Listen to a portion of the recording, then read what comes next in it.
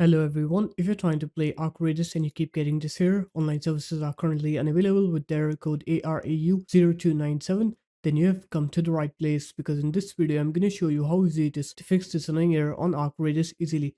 So first of all, what you're going to do is you're going to open up your start menu and then you're going to write here date and time. And now you need to make sure that your date and time is set to manual. So just turn off set time automatically and just set your time manually. And after that, select your time zone. Click sync now, because if you have your time unsynced or if your time is wrong, then the game has trouble connecting with the internet. So just set your time correctly, and after that open up your start menu, right here view network connections.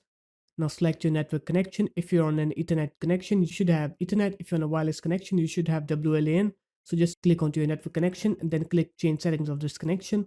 After that, you're going to go into Internet Protocol version 4, click properties, going to use the following DNS server addresses, right in the preferred DNS server here, 1.1.1.1, and in the alternate DNS, we're going to write here 1.0.0.1.